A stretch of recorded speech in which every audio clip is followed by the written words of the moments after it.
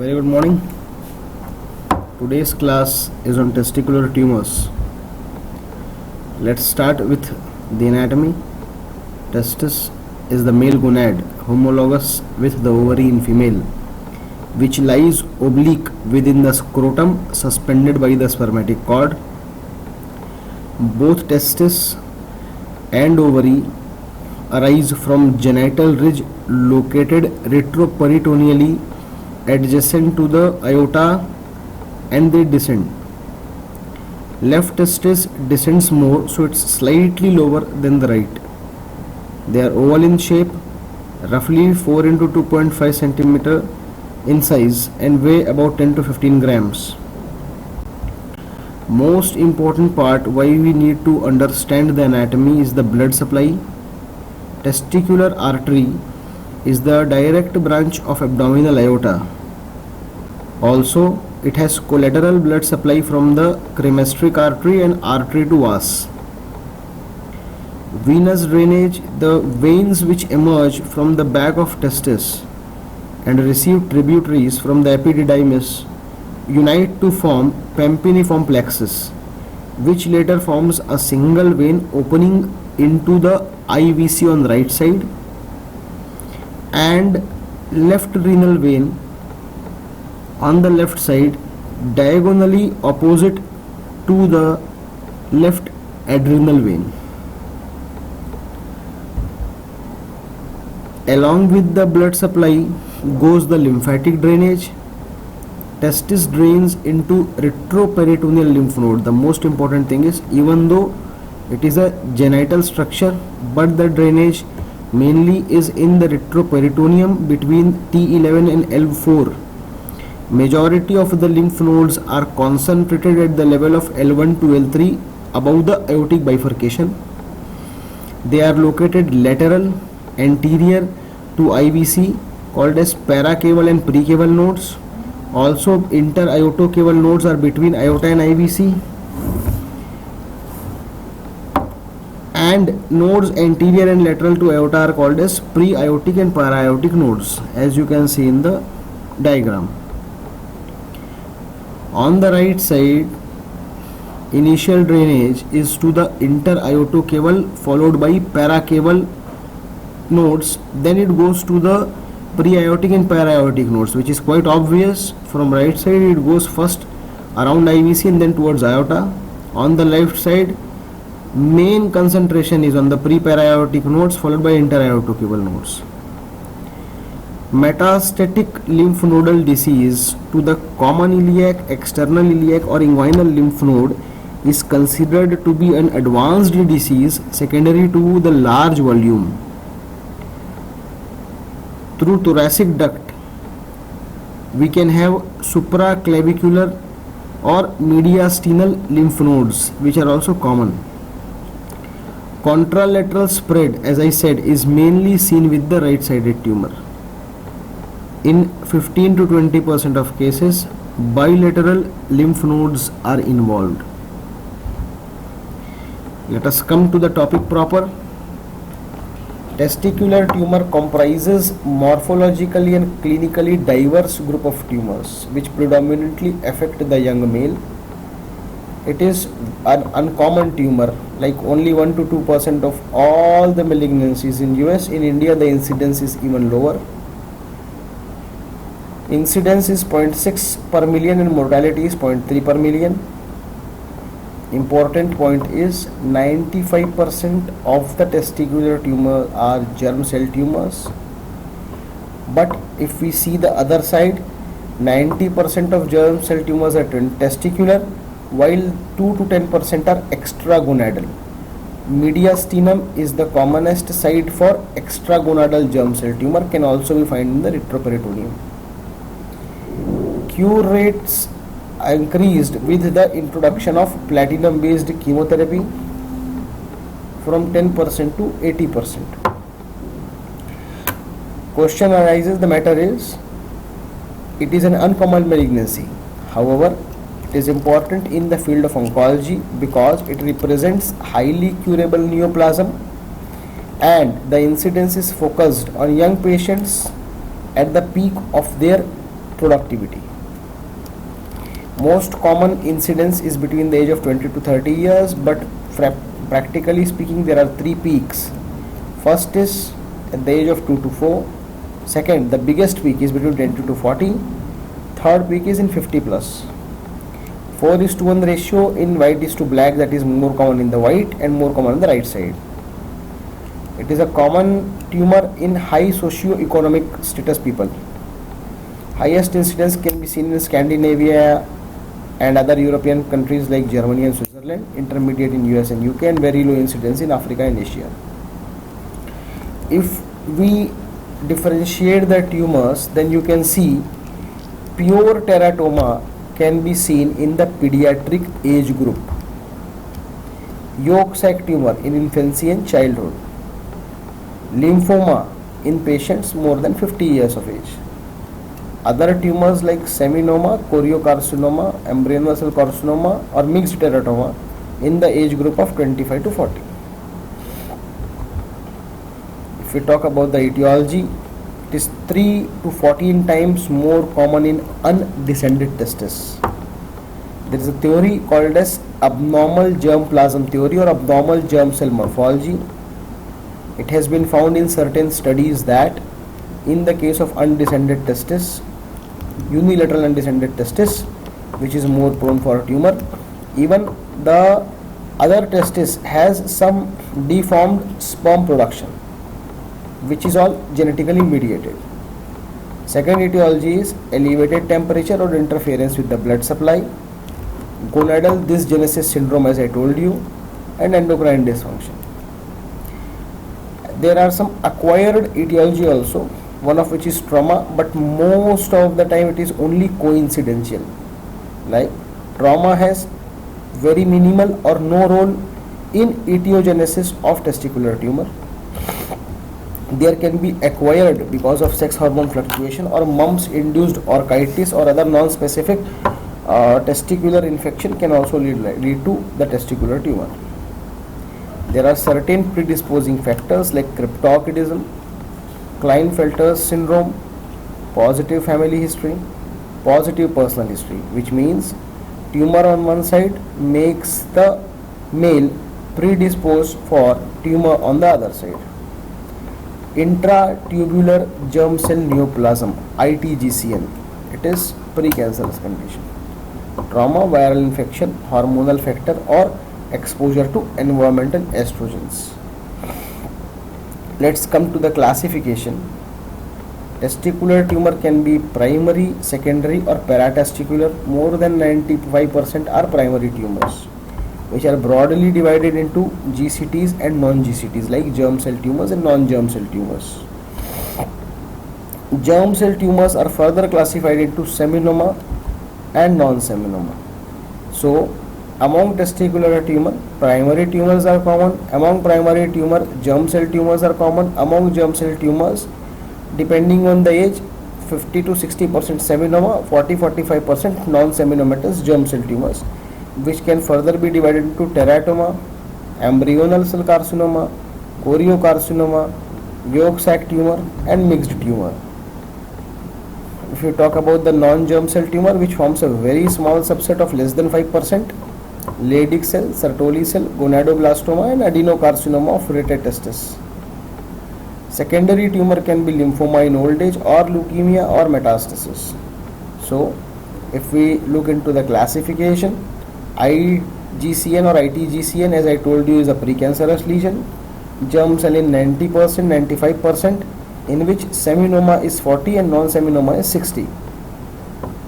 Other sex cord stromal tumor 2 to 3%, others 5%. So we have to deal mainly with the seminomatous germ cell tumors and non-seminomatous germ cell tumors. They are again reclassified, which we can ignore at least at this level of MBBS. Metastatic tumor, a very small topic I want to finish in a single slide. They are very rare, but you can see the metastasis to testis from commonly prostate, lung, GIT, melanoma, kidney. It is important because in the case of carcinoma prostate, as a part of hormonal therapy, when we have to do bilateral orchidectomy, sometimes we come across the histopathological report of metastatic deposit of prostatic tumor in the testis. A single slide about seminoma. It is the commonest variety of testicular tumor if we talk about individual variety, because as I said you, and you can see in this slide, seminoma is 40%, non-seminoma though 60%, but if we subclassify, highest is teratoma, which is 30%. So seminoma is the single most common type. Adults are the usual target in 35 to 40 years, never seen in infancy. Right side is more common than left. It can also start in mediastinum, which can compress the mediastinal structures. Patient presents mainly with the painless testicular mass. More than 30% have metastasis at presentation, but less than 3% have the symptoms.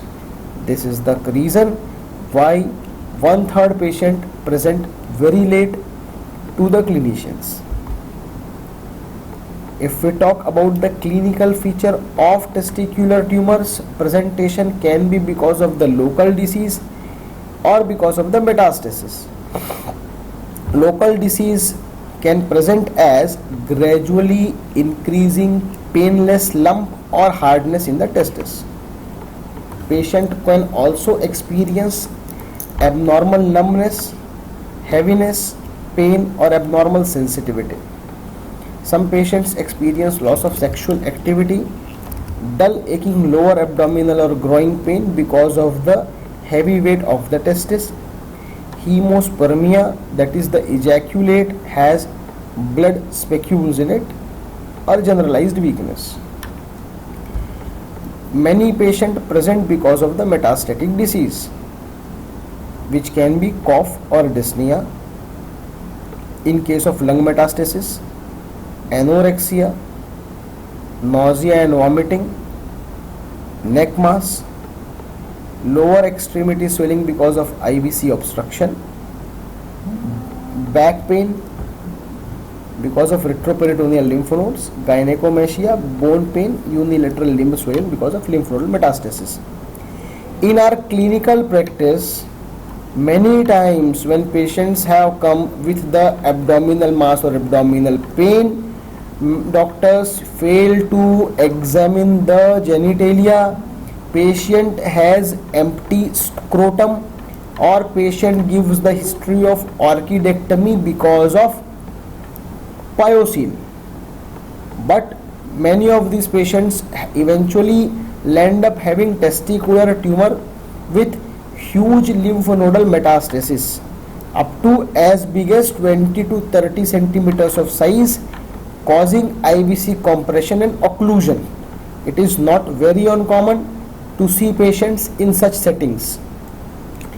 If we talk about the signs which depend on the symptoms, there can be local sign like enlarged testis or hard testis, or testicular tumor involving the skin in case of some misdone surgeries like INDs.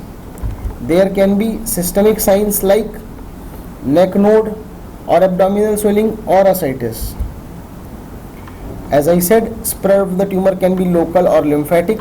Local spread is not very common because testis is covered by thick covering like tunica albuginea, tunica vaginalis.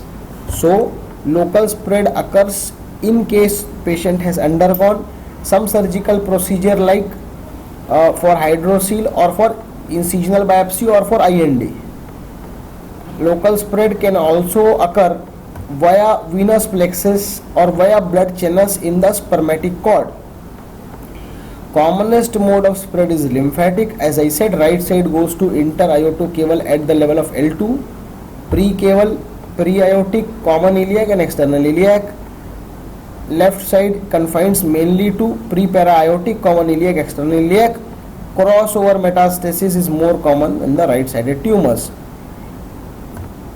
Just to reorganize, right testicular tumor are more common and cross metastasis is more common on the right side. Distant metastasis in the decreasing order of the frequency is seen in lung, liver, brain, bone, kidney, adrenal, GIT and spleen. Choriocarcinoma is very notorious for hemorrhagic metastasis to lung and brain. The differential diagnosis can be epididymoarchitis, testicular hematoma, spermatocele, hydrocele or testicular torsion. Among the investigation, I have not mentioned the very first thing, which is thorough history, detailed clinical examination. Then you have some hematological investigations like hemoglobin, renal function test and liver function test. Most important are the tumor markers, which are alpha fetoprotein, beta human chorionic gonadotropin or beta HCG, LDH or lactate dehydrogenase. Just remember, these are important and even they can come in the form of MCQs in your exam. Scrotal ultrasound shows homogeneous in case of seminoma or hypoechoic intratesticular mass in case of non-seminomatous germ cell tumor.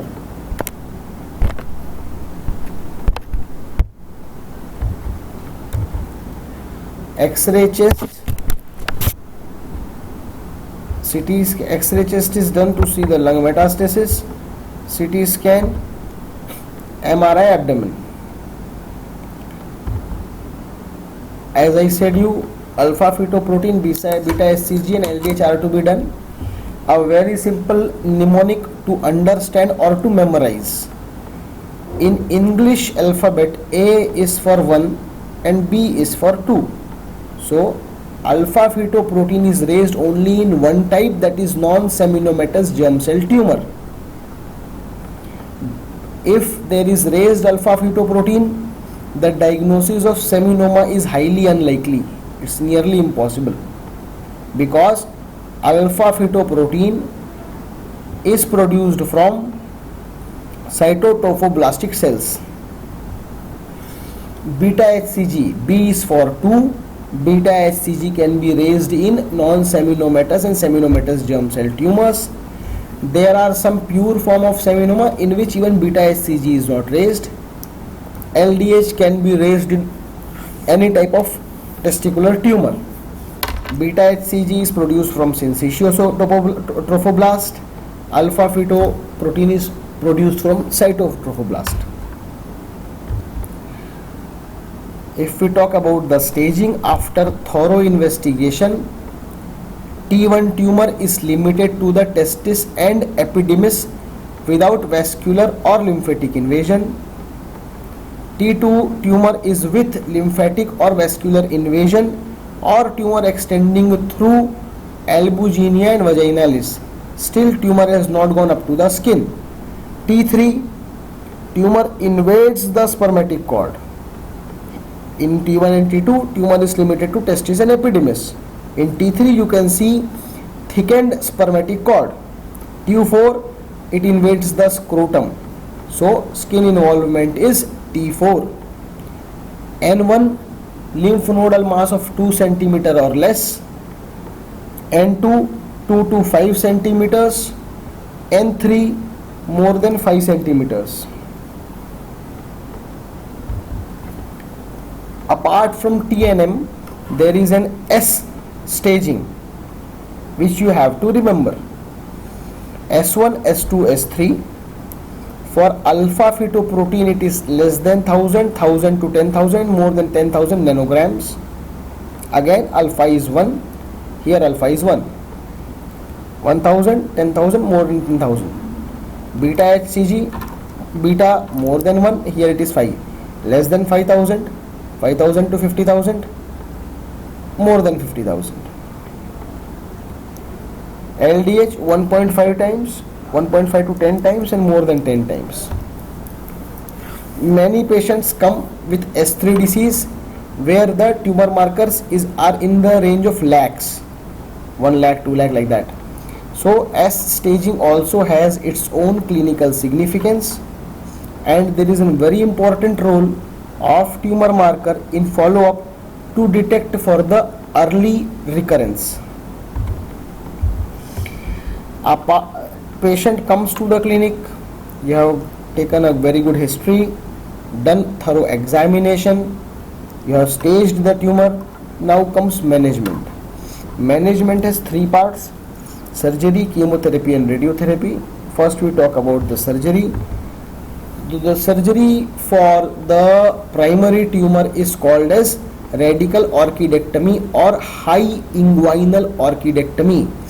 Why we call it as high inguinal? Because, just excuse me, hello, हाँ क्या बात कर रहे हैं? हाँ, slides भी नहीं आ रही है, कब से हो रही है? रुक जा, मैं बात करता हूँ बंदे से।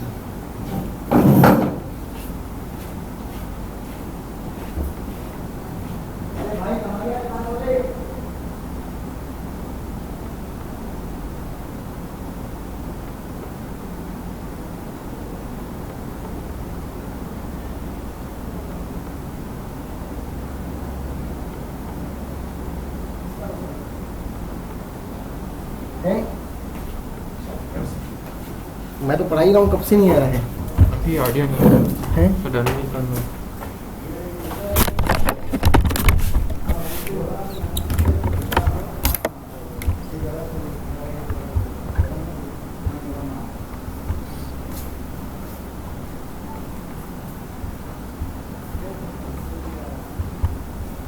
कौन सी स्लाइड से नहीं आ रहा था?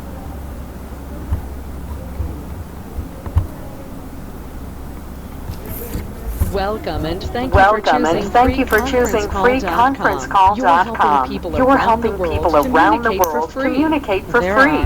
There are 128 participants in the conference. All participants are muted. बाप रे, चल वापस से शुरू करता हूँ।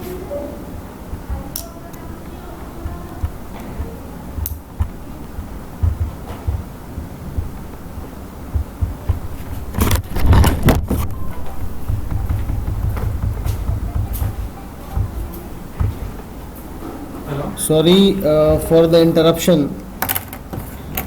Spread of the tumor, as I said, local spread, lymphatic spread we have discussed, and the blood spread.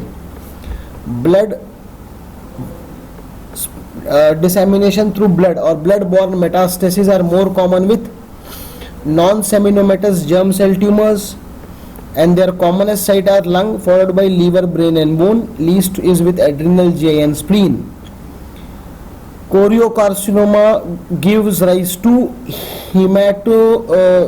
hematogenic metastasis or hemorrhagic metastasis, which can be an MCQ. Differential diagnosis is epidermolysis, testicular hematoma, spermatocele, hydrocele and torsion. The most important part of the investigation is thorough clinical history, thorough examination. Then there are some hematological investigation like routine hematogram, CBC, renal function and liver function test. Most important are the tumor markers: alpha fetoprotein, beta human chorionic gonadotropin or beta HCG, lactate dehydrogenase or LDH. Then we have to do ultrasound of the local part to see for homogeneous cut potato appearance or homogeneous is seen in seminoma. In non-seminoma we can see hypoechoic intratesticular mass. We have to do X-ray chest, CT and MRI of the abdomen. Tumor markers, as I said, very easy to remember. A is 1 in English, A is 1, B is 2, so alpha feto is raised only in one, that is NSGCT. Beta HCG, which is produced from syncytial trophoblast, can be raised in both NSGCT and SGCT, but in pure seminoma even beta HCG can be normal. LDH should be raised in both NSGCT and SGCT, like in non-seminoma and seminoma. If we talk about the staging, T1 tumor is limited to testis and epidermis without lymphovascular involvement. T2, it is limited to testis and epidermis with lymphovascular involvement or tumor extending to tunica albuginea and vaginalis. T3 is the involvement of spermatic cord, which means tumor has gone beyond the testis and the epidermis in the spermatic cord region. T4 is involvement of the scrotal skin. So involvement of scrotal skin is considered to be an advanced disease. If we talk about the nodal metastasis, N1 is the nodal mass less than 2 centimeters, N2 2 to 5 centimeters, and N3 more than 5 centimeters. Apart from TNM staging, most important is the S staging, which is because of serological staging based on the tumor markers. Please remember this slide. Many a times it has come as an MCQ. Alpha fetoprotein less than 1000, 1000 to 10,000 and more than 10,000 are S1, S2, S3. Beta HCG is less than 5,000, 5 to 50,000, more than 50,000. With LDH it is less than 1.5, 1.5 to 10 and more than 10. Again, easy way to remember is alpha A is 1. So 1000, 10,000 and more than 10,000 for AFP. Easy. Higher is the S stage, poor is the prognosis. Another important implication for S stage is that it can help us to predict the early local recurrence or early systemic recurrence metastasis in case patient is having raised tumor markers. After thorough patient has come to the clinic, we have examined the patient thoroughly, taken a detailed history and clinical examination, completed the staging workup. Then comes the treatment part. Treatment has three different things: surgery, chemotherapy and radiotherapy. Surgery for the local part is called as HIO, high inguinal orchidectomy or radical orchidectomy. It is called as high inguinal because the incision is made just like hernia in the inguinal area. Spermatic cord are clamped. Cord along with the entire testis is taken out. It is done in all patients, done via inguinal incision. As you can see in the photograph, close clamping of the spermatic cord vasculature. Surgery, scrotum is delivered, testis is delivered from the scrotum into the surgical field. If there is initial scrotal violation, which increase the chance of local or regional recurrence, we can even do hemiscrotectomy. But there is no difference in overall survival with this procedure. Another important surgery which is performed is retroperitoneal lymph node dissection. One of the toughest oncological surgeries if it is performed very beautifully, where you have to remove all the lymph nodes inferior to the renal vessel. Indication is it is the preferred treatment for low stage NSGCT. It includes removal of precaval, retrocaval, paracaval, interaortocaval, retroaortic, preaortic, paraortic and common iliac lymph nodes bilaterally. But the surgery can be very morbid. The disadvantages are sympathetic nerve fibers are disrupted, resulting in retrograde ejaculation, loss of seminal emission, modified RPLND stride in which the sympathetic plexus are preserved, resulting in preservation of ejaculation in nearly 90% of the patient. Radiotherapy is indicated as adjuvant therapy for stage 1 and 2B disease. It is also used as a salvage loco-regional after surgical failure or chemotherapy failure, and as a palliative treatment in loco-regional or distant metastasis. We can give external beam radiotherapy or high energy radiotherapy to the lymph nodes. Important point is seminoma is extremely radiosensitive. Radiotherapy is often used for adjuvant therapy for early stage of seminoma, but its use in NSGCT is limited. Chemotherapy is used as an alternative to radiotherapy for stage 1 and stage 2 tumors or seminomas. Seminoma is equally chemosensitive. So they both have the radio and chemosensitivity of seminoma is much more. Chemo is also used as an adjuvant therapy for stage 2 to 4 seminomas. you have to remember the word platinum, carboplatin, cisplatin. Single agent one cycle carboplatin has become an alternative for stage 1 seminomas. Other regime includes BEP, EP, PVB. No need to remember all this, it is just for the sake of completion. If you can remember, BEP is bleomycin and etoposide with cisplatin. Bleomycin and etoposides are not very commonly used elsewhere, but they are the backbone of chemotherapy in testicular tumors. If you could remember these two gentlemen, one is Lance Armstrong. He said, I always had the size difference there, but I didn't know. I would have still been waiting if it hadn't started hurting. It got painful that I couldn't sit on my bike anymore. He survived, and then he won the Tour de France 7 times. Yuvraj Singh had mediastinal germ cell tumors, and even he survived the cancer very well. With this we end today's class. Thank you.